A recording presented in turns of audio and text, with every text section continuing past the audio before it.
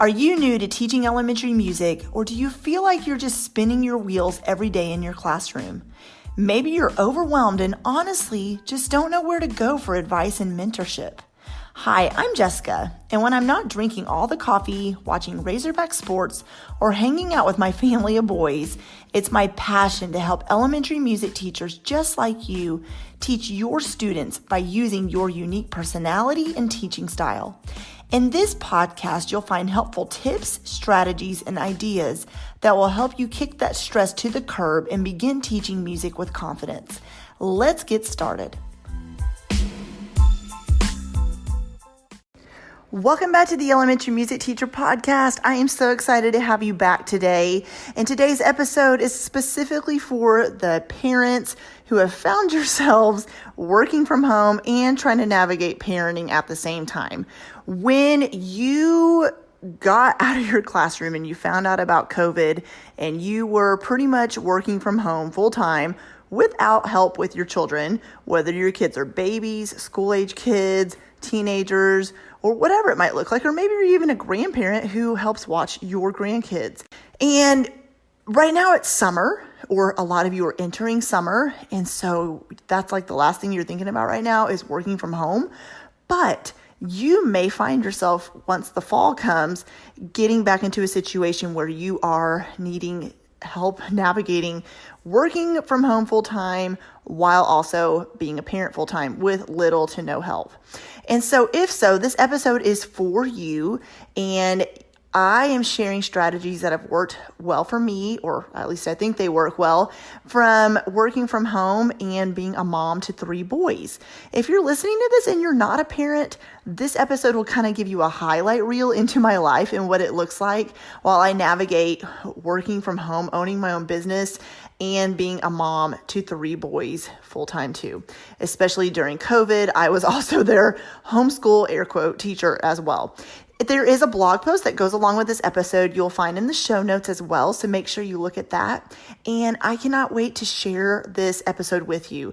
This was taken from a presentation I did for the Music Ed Summit series, and I wanted to share it on my podcast because I know so many of you need this topic as well, and I've been asked about this a lot. So without further ado, let me go ahead and share with you about navigating working from home and being a parent.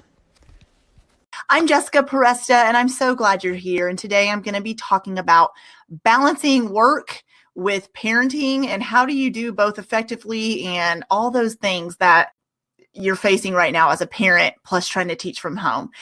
Okay, you guys. So I'm going to just talk a little bit about myself so you know who I am, and then we're going to just jump right in because I have a lot to share with you. I took a lot of notes because I really want you to feel like you're getting something out of this and that you are able, when you start working to, okay, I can do this. I got it under control. So I have 3 boys. One is 10, one is 7. He'll be 8 in May. And then my youngest son is 5. Wow, I had to think about that. He just turned 5 in February. I almost said March. You guys, do we even know what day it is at this point? So my story is I taught elementary music in the school setting for 7 years. So I was a working mom.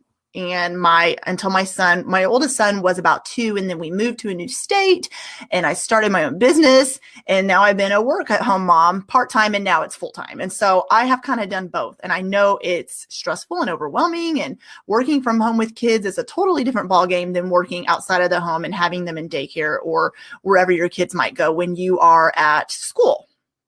So I'm just going to share the strategies that have worked for me and how I have coped with working from home with having kids, because when they're home in the summer, I'm usually working.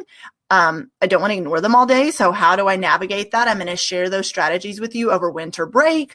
Any other break they have from school, I usually am still working. And so it's different than in the classroom when I did get those breaks with the kids. Now that I own my own business, I am usually working all the time. So I still get myself days off, but it's different when you're your own boss. So these strategies I'm going to share with you, you will be able to implement tomorrow. Okay. All right. So the first thing I want to say is give yourself grace. I wish someone had told me this when I decided to work from home plus raising children. so hard on myself. That's my personality anyways. And so what I mean by give yourself grace is please know that there are no perfect days. I think this can apply to any parent, whether you work outside the home, whether you work in your home, which is everyone right now, or whether you're a stay-at-home parent. Every parent, I feel like, is hard on themselves sometimes, no matter the ages of your kids. So I feel like that just never stops as a parent. But I just want you to know there's not going to be a perfect day. So if you think back to, let's not use the weekend as an example because it's different than you're probably doing some work right now. But let's say Friday. Let's say you had a really hard day. You feel like you were not present with your kids and you were just running all over the place and you had to be on your computer all day trying to navigate all this new technology you're trying to implement and the school's telling you to do things. We're going to get into that in a minute. And you felt like, did I spend any time with my kids? Maybe not as much as you wanted, but give yourself grace because every day is going to be different. And we'll also get more into that in a minute. So I want you to realize that there's going to be some days where you're able to focus more on your kids and you feel really present and you feel like you're like parent of the year. And then there's going to be some days where, like right now, I'm giving this presentation. My husband took the kids. I don't know where they just got out of here. But some days it's going to be like that where you're devoting yourself to your work. And I think that's okay to have a passion for both. So just give yourself grace is the first point I want to give you. And so along with giving yourself grace is to please remember that you're human. Okay. Think of yourself in your classroom. And I know for me personally, when I was in the classroom, I lost my patience sometimes. I was not the most patient teacher sometimes. I would, respond in ways I really felt like I shouldn't have responded, and lost my patience and lost my cool instead of taking a step back and dealing with a student, when I was calmer. Well, the same goes for when you're working inside the home. There's going to be days that your kids have, your own children have literally pushed your last button and you are going to lose your patience sometimes. But here's where I'm going with this, with the give yourself grace part, is to know that your kids will forgive you. Ask for forgiveness. Know that you're going to mess up sometimes. Remember that each day is new. There's no perfect days.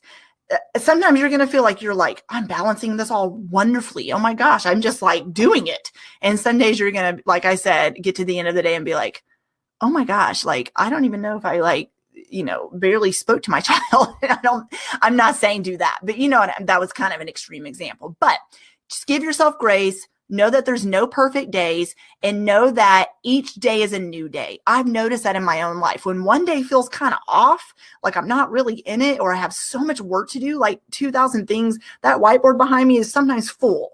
And so Elisa knows this is like sometimes that's just the life of a work-at-home mom.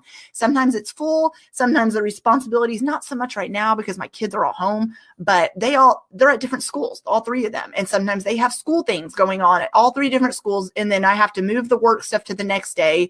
And I feel like I'm like struggling to keep afloat. Then there's some days where everything just gets done. All the things on my to-do list and my checklist get done. So there's no perfect days and each day's a new day. And give yourself grace. Okay, so that was the first point. And when you lay your head on your pillow at night, don't go to bed thinking about all the things you could have done better, or that if I had just spent 10 more minutes with this child, or if I had just spent 20 more minutes creating these lesson plans. No, I want you to focus on what you did right, what you did well, the things you did accomplish, not what you could have done better, because you're just going to beat yourself up and be too hard on yourself. And then you're going to never be able to turn your mind off. Okay. All right. Number 2, let your kids, your own children, know when you need to work if they're old enough to understand. Now, I realize we're all in different boats. Okay. Some of you have infants or toddlers. Some of you have school age kids like I do. I have a preschooler and then 2 school age kids. Some have teenagers. Some have kids coming home from college because colleges are shut down right now as well. We're all in different situations in different boats. So let your kids know when you need to work. And we're going to talk about schedules and routines in a minute. Because if they're old enough to understand. Now, let's talk about that first, and then we'll talk about the babies and toddlers. Okay. Because I've done both. Okay.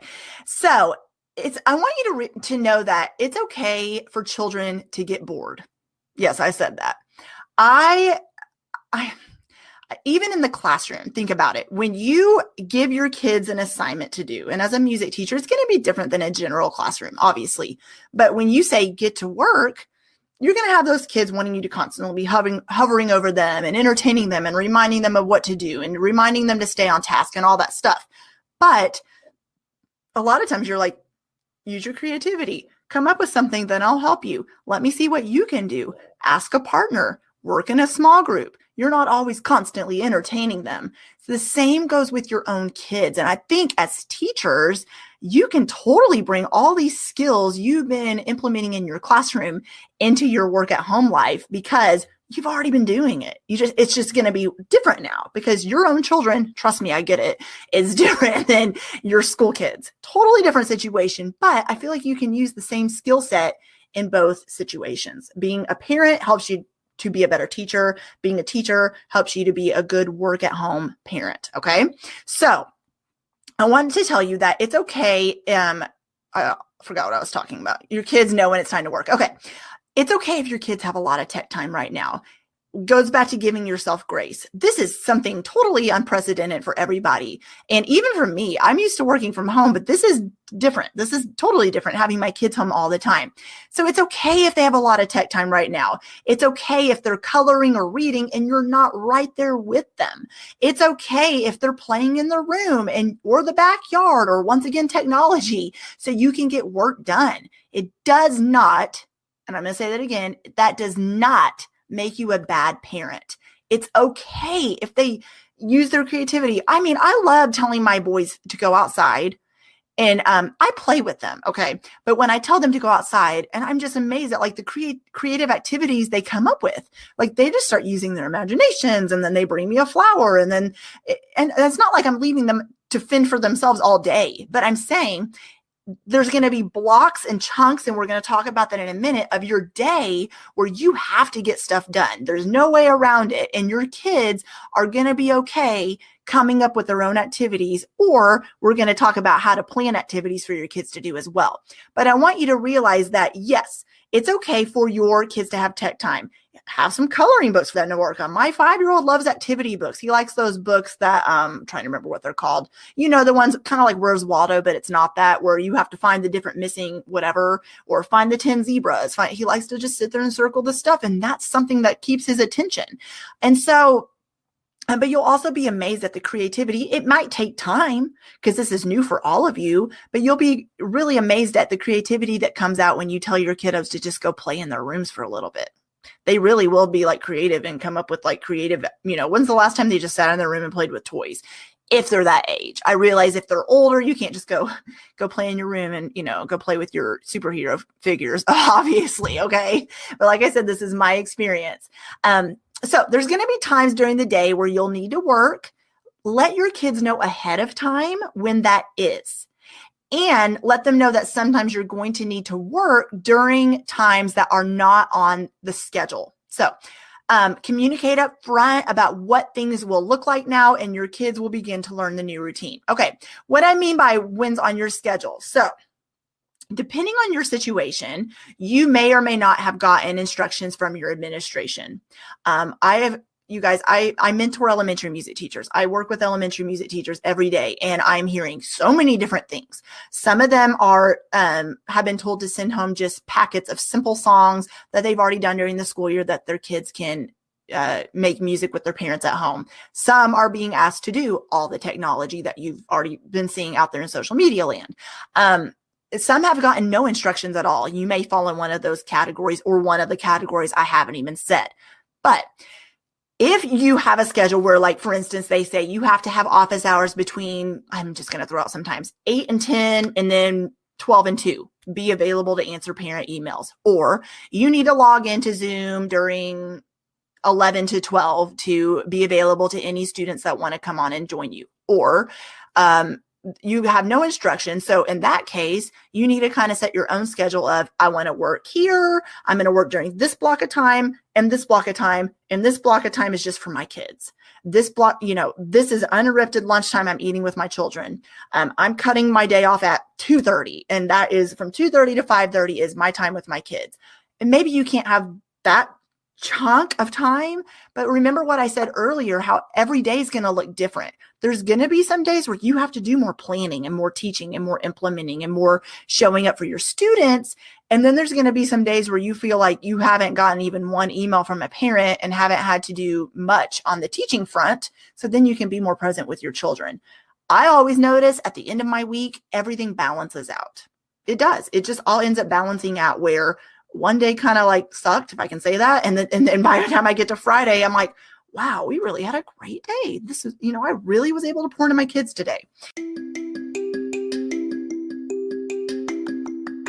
Hey, music teacher friend, I hope you're doing well. I want to tell you about something super exciting coming up this summer.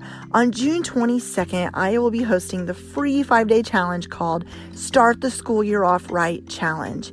In this challenge, you're going to learn all about how to start the school year off with success, whether that is going to be virtually or in person, or you're just not even sure what next school year is going to look like yet.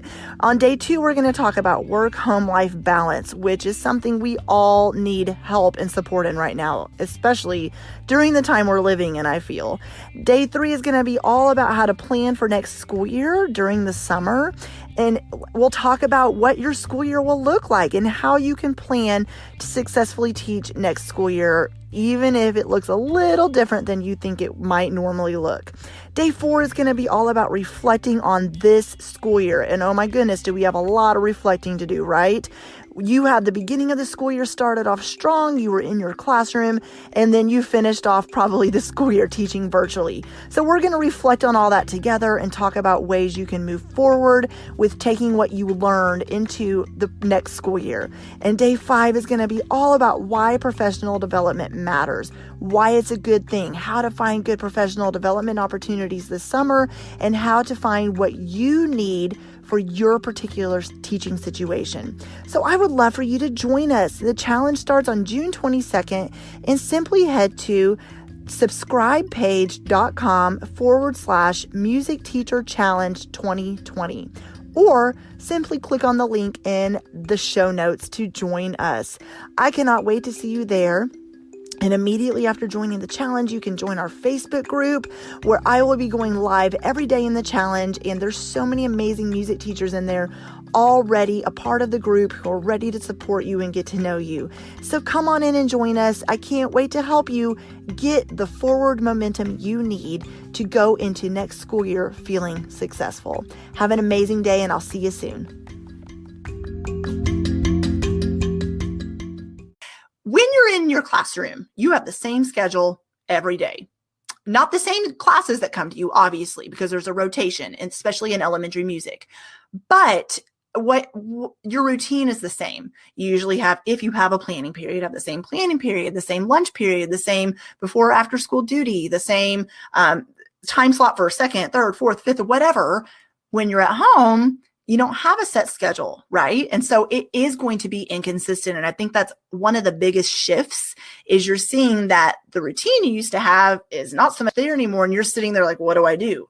Well, I would encourage you to schedule your own routine and your own schedule, and eventually it falls into place. So the next thing I want to say is to plan activities ahead of time for your kids to do while you're working. So we talked about letting them have creative free time where they can get out and use their imagination or sit there and color or read or whatever that might look like. But they also are going to have their own schoolwork to do as well. So, and that depends on the ages of your kids. Obviously, your 6-month-old baby is not going to have schoolwork to do. And I actually never touched on that, did I? So if it's babies and toddlers, I have been known to just sit on the floor and work while they're having tummy time or while they're playing with their toys. Just dump some toys in the living room, maybe rotate it every day where they're seeing different things every day. So there's different things for them to do. Sensory bins work really well for that age group, and it'll keep their attention really well. And like I said, any kind of engaging show like Daniel Tiger is great for that age group as well. And so I wanted to touch on that real quick. Okay. And then planning activities ahead of time. Let's talk about that. All the lesson planning you've been doing all year. Remember, we talked about you as a teacher will definitely pay off with you as a work at home parent. This is the perfect time to plan for your own kids. So the night or week before, come up with activities your kids can do during the day while you're working. This can be a craft they can manage on their own. That activity book I talked about earlier, building something with Legos, a site like Go Noodle, or whatever else you come up with. There's even the Cincinnati Zoo is one I've been using. They have been, I don't know if they're going to continue doing it, but they have all the replay videos of different animals. Every day they go live. So I've been doing that for our science lesson. It's really awesome. They go live and show a different animal every day. And then the kids will watch that. And guess what's happening when they're doing tech time? Guess what mom's doing? I'm doing tech time. It's all about balancing it out and figuring, okay, when they're doing this activity from 12 to 1, they're going to either be engaged with Go Noodle, watching a video about an explorer or dinosaurs, or logging onto that zoo website to watch an animal. Oh, that gives me a 20-minute chunk of time. What could I do during that 20-minute chunk of time? Oh, perfect. I can do this work task right here while they're doing that. Or if they're doing their schoolwork they've been assigned, guess what? My boys and I, we've all been sitting at the kitchen table together. So that way my computer's open. They have some other laptops we've already had in our house, thankfully, or tablets open, or their work they've been given in some manila envelopes, reading and writing and math homework. So while they're working on that, I'm logged on working, and I have to sometimes stop and go to them to help them and then go back to what I'm doing. But we're all right there together. So then I'm not having to keep getting up and going to a different room and coming back and then getting irritated because I'm being interrupted. It's just remembering that you're going to be interrupted. So keeping everybody in close proximity together kind of helps a lot, because then you can kind of help them a little bit. And then like I said, when they have tech time during the day, you can have tech time, but you can also take breaks with them too. Like when my kids had, I did a Go Noodle with them one day because I needed mental breaks. So just remember that too, that you can join in with what they're doing as well. So yeah, planning activities ahead of time. So like I said, that zoo activity, the night or the week before, I'll say, okay, what could I do to keep them engaged and keep them, keep their energy going? There was a Lego challenge I found. One of mine's really into Legos. The other one's not, but one did Duplo blocks. The other one did Legos, and one of them did magnet blocks. And every day I'd say, okay, today I want you to build me a rocket. Oh, cool. So they would sit there and build a rocket while mommy got on her computer. No guilt there, because I'm still giving them activity. Every once in a while, look around the computer. Oh, that's awesome. Cool. Can you build this? And then, oh, sure, mom. Then they'd build a different thing. Then guess what I'm wanting you to do for writing today? Yep, you guessed it. Tell me, do a creative writing assignment about a rocket. The 5-year-old can't write yet. So guess what? Can you draw mommy a picture of the rocket you just made? Okay. He got markers. He drew. Sometimes it's just, as a teacher, you know what it's like. You have all the lesson plans created, but sometimes you're thinking on the spot. That's exactly what it's like around here. I'll have I have the schedule I created for the boys and I, and then I have some activities to kind of plug into those sections. And then I'll like kind of right next to it go, this is when I can work here, do this activity. I can fit a Zoom call in here or whatever that might look like. And then as I look at that schedule as they're going, sometimes just ideas will come to my mind that I'll like tell them to do right then and there, if that makes sense. Okay, let's move on. So I mentioned this, but know that there will be a lot of interruptions. Okay, so there's going to be a lot of interruptions, you guys, but when you're teaching in your classroom, you're already interrupted all day anyways, okay? You get interrupted by the intercom. You get interrupted by fire drills. You get interrupted by kids talking out of turn. You get interrupted by kids asking you to go to the restroom, or a teacher popping in your room, or an informal observation, or insert whatever else, right? And so you're already used to having interruptions, just not from your own kids, right? And so just remember, as much interruptions as you had when you're working and teaching, you're going to have interruptions at home. It's just normal. My dog likes to bark all day. She's getting older, and we have to keep the blinds shut, or she'll bark at every single thing that moves on the sidewalk. I have to deal with my kids. Guess what? They're kids. They're going to have sibling fights and arguments all day long. My husband's been working from home. He is sometimes needing things, or he'll text me, say, can you get the dog to stop barking? And I'm like, probably not, because I can't, because she barks all the time. So, and then, so along with knowing that there's interruptions, realizing this will help you to know that this is normal. Yes, it's normal to have this many interruptions. Yes, it's normal to constantly be interrupted all day. So just think about the interruptions you have at school and then times it times 10.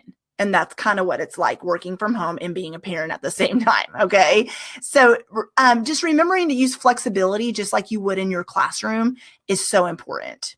So if you didn't get to finish that 30-minute task you thought you would be able to finish when you penciled it in next to your schedule and you only got 10 minutes of it done, that's normal. And you're just going to have to say, you know what? This is not working. Like beating my head on a wall. I'm going to have to finish this later. And we're going to talk about ways to do that right now. So one of the biggest shifts, another shift that we talked about. And so when do you work when you have kids at home? We talked about earlier, you may or may not have gotten a schedule from your administrator of hours you need to log in or hours you need to, be present for your students.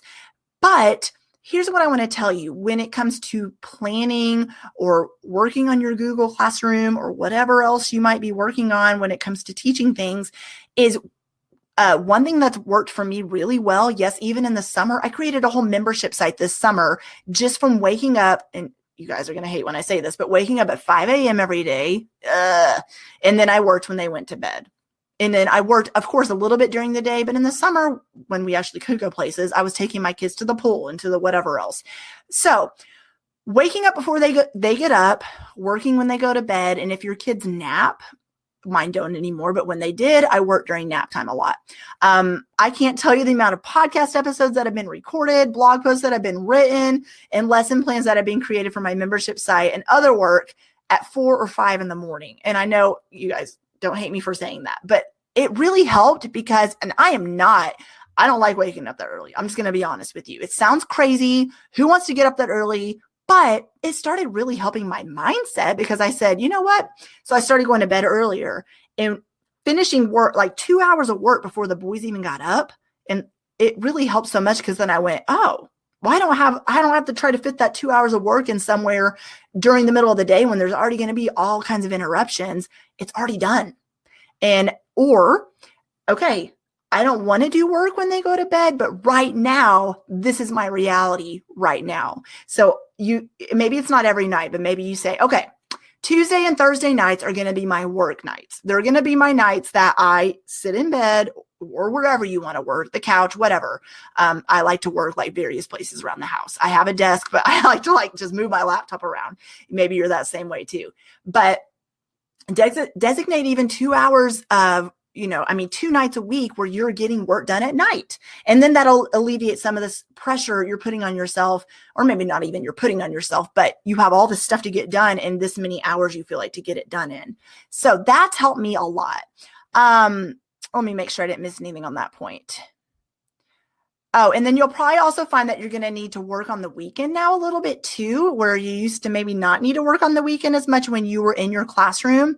And so just all those things, realizing that, yes, that's normal. And yes, it's probably not what you're used to. And it's funny because in past webinars I've given and all the teachers I work with, I'm always saying, try not to bring work home, leave the work at school, try to, designate only 1 or 2 days a week where you stay late after school and the rest of the week have free time and make sure self-care and all that's still important. But right now it's just different. You're going to have to find hours outside of the regular hours to get stuff done because you just can't fit it all in. Okay. So if you've been wondering, is this normal for me to have all this work left over to do at night, or I might need to wake up at least one morning to get this done, or I feel like my whole Saturday I had to get all this stuff done. Yes, it's normal. But what I want to also tell you is you're eventually going to find your groove. You're going to find what works for you. You're going to find a routine that works well for you and your kids because they're your kids.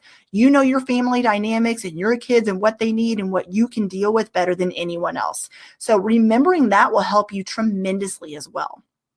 So stay consistent and be patient is my next point. Just like when I just used this word, and I'm going to use it again, you had to find your groove as a teacher in the classroom, you'll eventually find a system that works for you too. It takes time, consistency, and patience. Okay. What I mean by that is my first year teaching, was really hard. I started at a school that didn't have music for 7 years. I had a mentor teacher that didn't know anything about music. No one was in there to help me. I had no resources. So that first year was kind of a blur. It was the middle of the year, so it was like half a year. The next year was a little easier, and then the next year was a little easier. Well, obviously, you don't have a whole year to figure out this working from home while your kids are home thing, right? But what I want to say is every day and every week will get a little bit easier for you. So just stay consistent with it, stay patient, and eventually your kids and you are going to fall into your new normal. Okay. Your kids will eventually get the routine. It's okay if you're not entertaining them the whole day. Remember, we talked about that earlier. Playing by themselves, having room time, and giving them learning games on the tablet are okay. It's okay. I know you're probably used to working and then the weekend is free for like you to do all kinds of things with your family. It's just going to be a little different right now. It's just going to be a shift. Instead of having full days to do family things, you're going to have time chunks.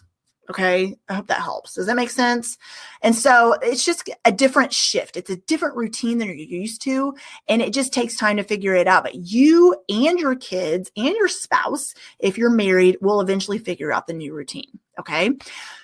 Your workload, is my next point, will look different each day. We talked about this earlier where at school, you're used to having the same routine, the same, not like you're doing the same thing every day with teaching or during your plan time, you're going to have different things to work on.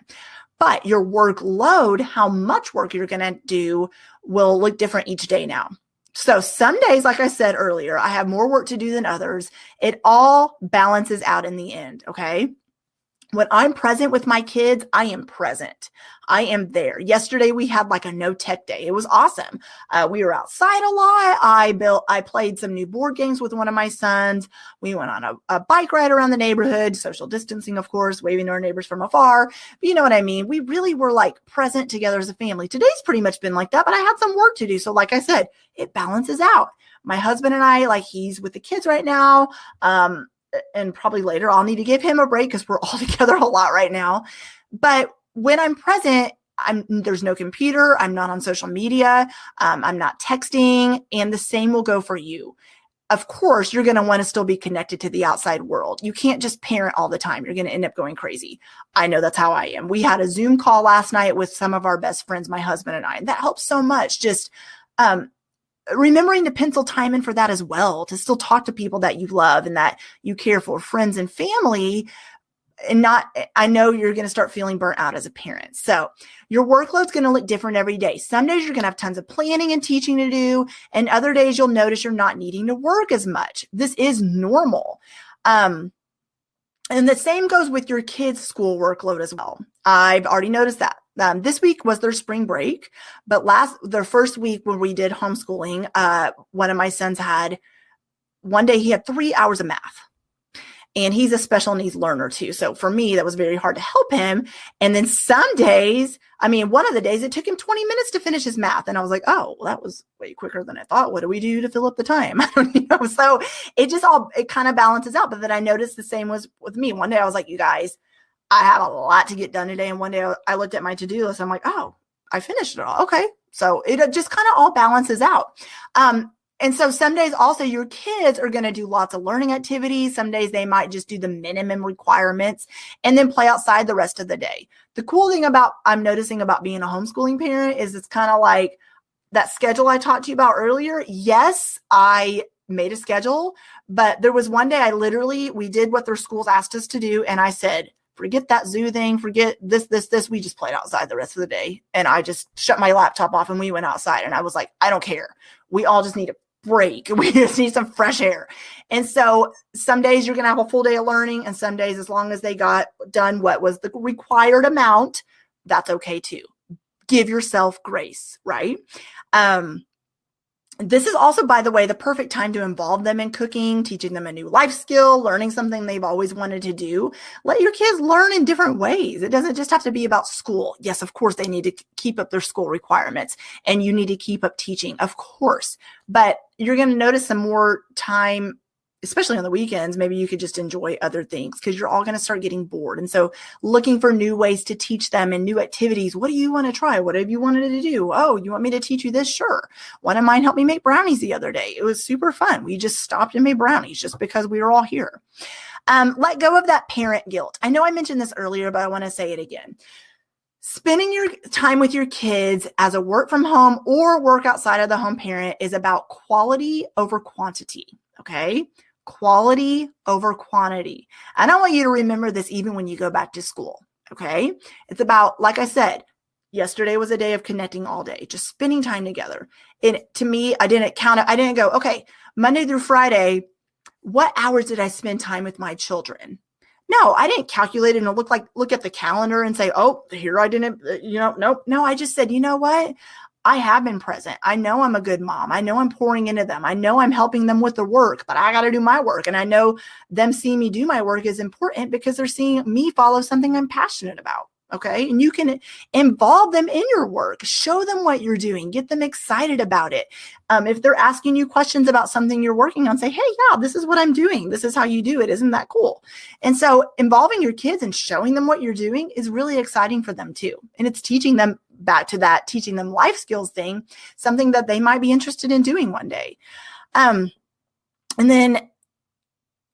So like I said, my kids ask questions about my work all the time, and they now know about podcasting. They know about websites. They know what a blog is. They love to watch me work, and they have been known to make an appearance on Facebook Live or Zoom from time to time as well. Some people just know, some people just know my kids' names when they walk behind me because they just are used to it. And so that's the other thing I want to tell you. If your kids sometimes pop up behind you while you're on a live video with your coworkers or your students, it's okay. Just laugh it off because everybody is sharing in this experience. And I don't know if I'm going to say most, but a lot of your coworkers have kids at home too. A funny story. My husband was on a Zoom call, like a big conference call the other day with a lot of his, people he works with. And one of those Zoom backgrounds up behind him, where you can make it look like something else. Anyways, one of my sons popped up behind the background. And so it looked like his head was coming through a wall. And he said the people that he was on the conference call with were like, whoa, it just kind of scared him. So everybody just has to laugh it off sometimes. It's not like it's a secret you have kids at home. It's just sometimes when you say, I have to have this chunk of time done to get this done. And then you try to get that video done and your kid comes up and they're hanging on your shoulder like a monkey, just play it off and say, oh, little Johnny here is going to join us today. Ha, ha, ha, ha. And internally you're like, please go away. But it all works out. Kids are resilient. They can do things for themselves when given the chance. Okay. So if they're old enough, have them make their own lunches if they can.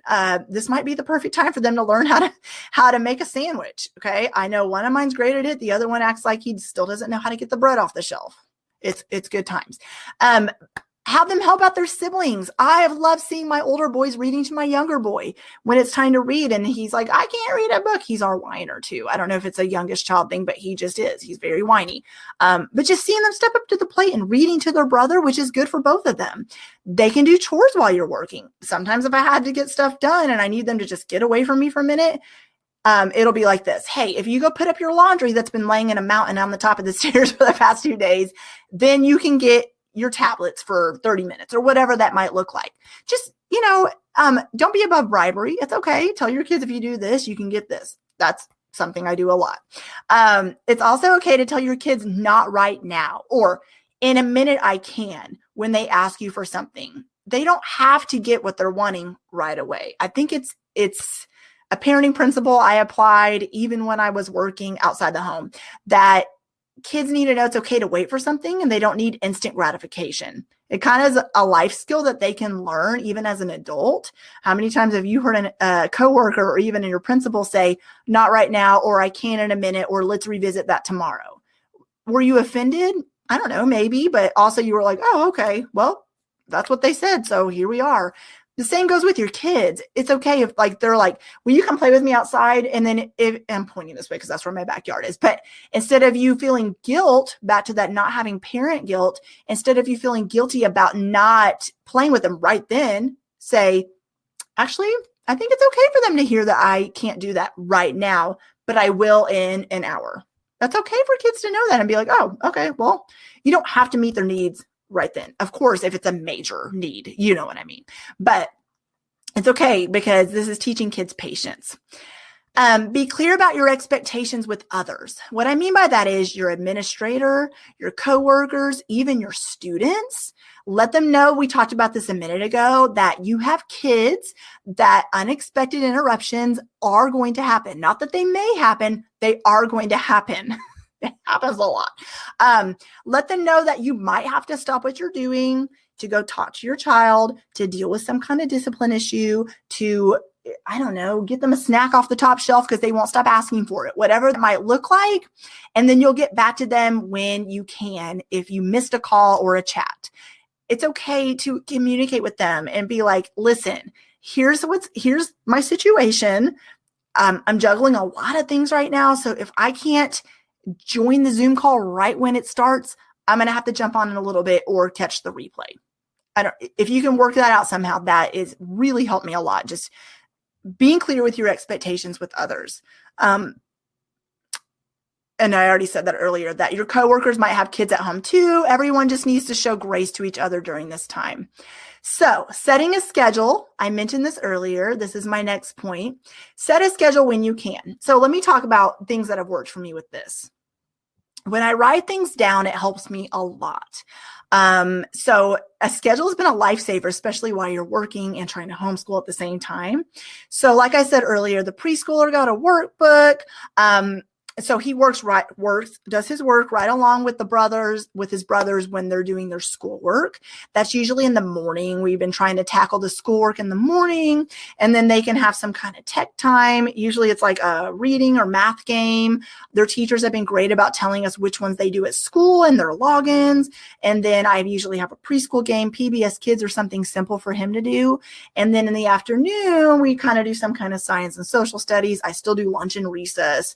Recess sometimes goes on a long time because I need them outside. If it's inside, we've set up our garage is like a makeshift gym. We put one of our sons has a little basketball goal we put in there. I realize a lot of you don't have that situation. So like I said, Go Noodle is great. Bring in a jump rope if they can. Have them have some kind of minute to win it challenge, or just like time them. Who can do the most push-ups? Who can do the most jumping jacks? If you have only one child, just challenge them to do that. Challenge them to see how many things they can come up with. YouTube has some great PE activities as well. And I know you guys have probably already found some different things too, because they're being shared so much out there, and that's amazing. But the main thing I want to let you know is to just set kind of a schedule. And like I said, there's some days we follow it to a T because there's a lot of days I need to get a lot of stuff done. And then other days the schedule is there, but it's a little more flexible. We may skip some of the chunks of things that we have planned and just say, we're just not going to do some of those today. And I think that's okay. So on this schedule include chores that you want your kids to do and when do you want them to do them. Activities the kids can do when they're finished with their work, just like you do in the classroom. If someone finishes an activity sooner than someone else, then you might have them do something else.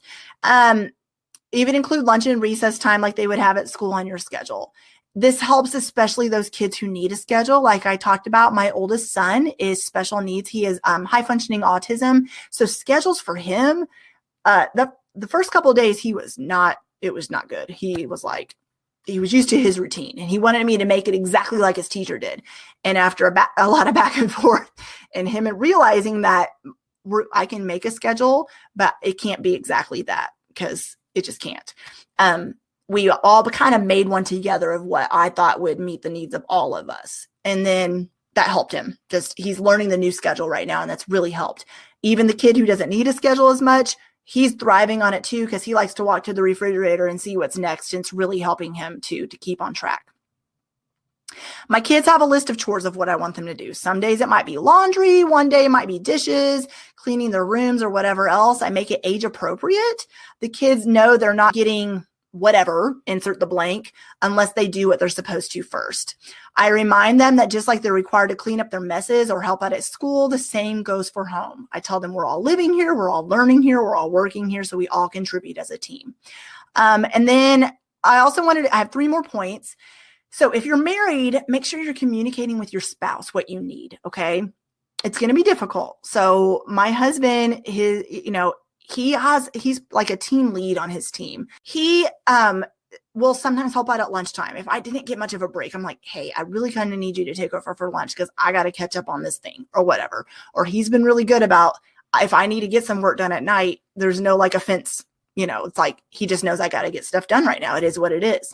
And so trade off if you can. What I mean by that is, like I said, he'll be with the kids with his laptop open. If I need to, have like a quiet space to have a Zoom call or a virtual meeting or record a podcast with a guest or something, then we can trade off. And then he'll need to have some meetings. So one of us might be in a room with the door shut while the other one's downstairs at the kitchen table, like I said earlier.